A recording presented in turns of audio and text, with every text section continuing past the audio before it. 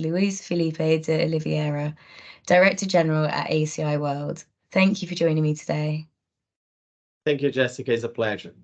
So perhaps a good place to start is looking at the post-pandemic landscape. Clearly, the industry is recovering at varying rates from the pandemic, but what are some of the new challenges all airports must prioritize? Well, first of all, I think we are very, very happy to see the developments. We just come back from our General Assembly that was in Barcelona with a record number of attendees. More than 800 people were there discussing the aviation sector. That's why we see a very positive mood on the sector. We are seeing that this year with the domestic markets, as a very good news, are fully recovered. The next year, we expect that the international markets will fully recover, and that means in 2024, we have the full market recover as the same numbers of 2019. In that way, we are so happy because basically after the pandemic, when you have a drop, very substantial drop on the passenger numbers and the revenues as well, we are seeing the things going back on track. That's why one of the important points is that also the macroeconomic is improving as well in terms of the reduction of the inflation, especially in OECD countries, the reduction of the jet fuel prices. That's why the customer confidence in travel is still very high, and we expect that will continue to grow the numbers, and that will help us to increase and the importance of the aviation sector, bringing social and economic benefits. Just a sideline, airports and the aviation sector, together with the tourists, represent around 10% of the global GDP. And that's a very important number in terms of the contribution for the social economic development of the world. So we are very, very positive on that aspects, and very happy with the developments, especially during the last year. Fantastic. And though it's so important to hear the reassurances of those numbers and to see that the industry is really coming back with a vengeance. Are you able to outline some of the challenges that airports must be prioritized as we move away from the pandemic? Yes, basically we have our way to continue to grow is comply with the standards and the environmental goals of the sector. That's why we need to work very hard on that. It's very important for us that we are able to achieve these results. We are the first international organization from the aviation sector that set up a standards or set up a goals that was net zero carbon emissions by 2050. And basically we did that in 2021. Last year, that number was also supported and approved by the ICAO Council. That's why the states also supported that, followed by IATA and other international organizations as well. That's why we have this target. Certain parts of the world are more developed than that. So we expect to reach net zero carbon emissions early, especially when you talk about Europe. But we have some countries that you cannot left behind, and you need to support them and need to support the airports in that regions to reach these targets. Other areas that we need to improve, we are working very close with the World Economic Forum in a project called Airports of Tomorrow. That's why basically how we can move passenger hubs, airports as a passenger hubs to energy hubs in the future. That's why how we can engage in this transition that we must need it. That's why how can airports play an active role on that. And we are very, we have a very good support from our members on that. And the work with the World Economic Forum is going very well in terms to set up this roadmap that we will implement, or you work with our airports to reach these objectives. Some of the things that we are doing is also linked with the technology. We have a program that calls Airport Share that is help the airports to implement the new technologies that will support the development of the industry, that will support the impact of the use of the technology and the data that we have in the airports and the benefit of the industry itself. That's why we are thinking beyond the airport sector, we are thinking beyond the industry, and that I think is very important to have this approach because we are an ecosystem. We cannot work alone. We need to work as the whole aviation ecosystem as well.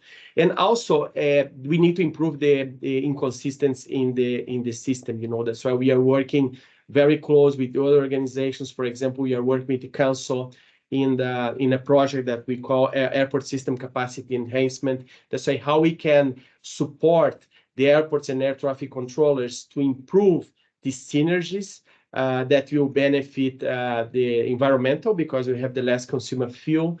We have the best use of the infrastructure in the air and in the ground as well. And at the end, benefiting the passenger with the less delays, with the best use of the infrastructure that provide them a better service. The industry is very important, and the industry is not only airports and airlines. Despite if you don't have an airport without an airline, or an airline without an airport, we don't have an industry without the passenger. So our intentions is always to focus on the passenger, and that goes beyond. Goes to our ability to advocate in name of the industry, to support the initiatives that you have around the world in sustainable aviation fuels, in safety and security, and others. That's why I can go on and on to very large discussions about that, but I think mainly that is the focus that we have and the challenge that we have for the future. That's a really thought-provoking answer. Thank you. And we'll come back to tech towards the end, but you've really sparked my curiosity with the idea of this ecosystem. And it reminds me that you recently described a huge target of decarbonisation as common ground for airlines and airports. How do you think we can facilitate cooperation in the pursuit of these overarching challenges? Yeah, I think each part of the ecosystem needs to work on their own ability to reach the net zero carbon emissions, and the ability to implement the changes that will be necessary to achieve these good results that will be aligned not only with the net zero carbon emissions, but aligned with the Paris Agreement as well. However, as an ecosystem, we need to work together. For example, in the sustainable aviation fuels, of course, it's the consumer of the airlines, but we need to have, for example, the infrastructure at the airports that complies with the use of the sustainable aviation fuels. That's why how we can together achieve these results, supporting as enablers the aviation sector to reach these objectives. In the ground handling side, how we can support and work together, promote a grid of energy for the airports that will help the ground handlers to use the energy and use new equipments that maybe don't consume the fossil fuels as well. That's why there is a lot of interactions that you need to have with the other stakeholders in the sector, and basically the airports play a key role on that, and we are ready to support these good initiatives as well. Thank you for your clarification on that. And coming back to tech, which you touched on a little bit earlier, could you outline a few of the key tech trends that you think will have a significant impact on the evolution of airports in the next 5 to 10 years? Well, we just launched a study that was done together with the Minister of Tourism of Saudi Arabia and support and deployed by Oliver Wyman. And that comes a lot of things that we call like the flight path for 2050 in terms of the evolution of the airports, And there is a lot of interesting things that comes from that study, with interviews from more than 35 CEOs of airports around the world, and also intensive research on that as well. And basically we see that biometrics are very important, and digital identity management, how we can get that really implemented. Technology already exists, but how the governments will accept to use that, and how we will make that sure that that new technology will be implemented and use it on behalf of the passenger, on behalf of the better passenger journey for them. Walk-through and contactless immigration, how we can improve that, That's why we need to continue to work in the same approach, that you need to have a contact face-to-face with someone. We need to have a stamp rather than use the technology that face recognition and others that could help us to improve the system.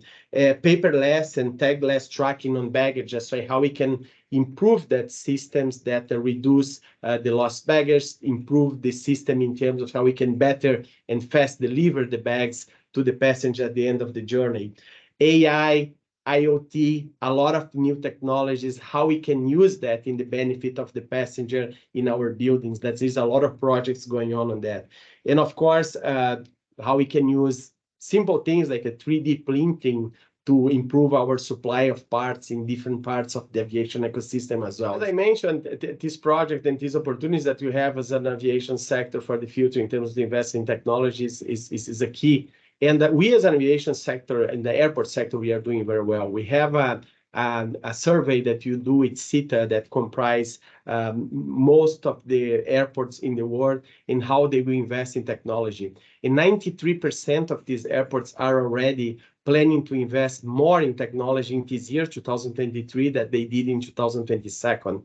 And basically, this number reached $6.8 billion in terms of investment. That's right. It's not only the study that provides us the idea that what we need to do, but also what we are already doing in terms to reach these objectives. And as I mentioned, technology will help to have a better passenger journey, and that is our what we expect for the future. So basically, there is a lot of opportunities for us to engage with the technology and to be more effective, to be more user-friendly for the passengers.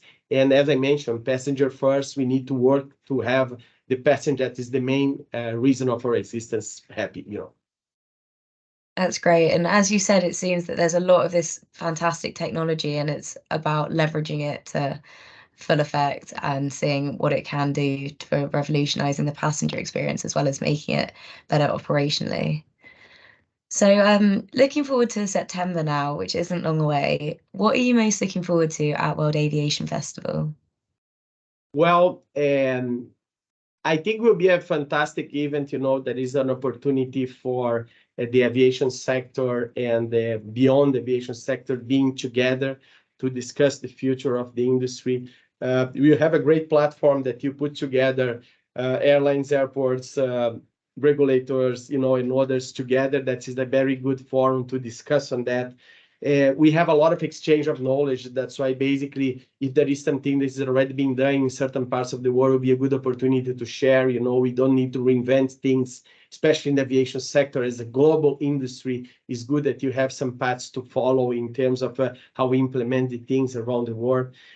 Showing, in my case, showing what we are doing as an ACI World to support the development of the industry as well. We are a global organization with more than 2,000 members, reaching 96% of the global traffic, how we can share what we are doing to support the development of the sector as well. And of course, as the industry will be together in Lisbon, how we can drive in these changes and these challenges together as well. That's why basically I'm very excited to be there in Lisbon and hope we have a fantastic event, and I'm looking forward to see you there as well. Fantastic. I really look forward to meeting you there. And thank you for taking the time to speak with me, Felipe. Thank you.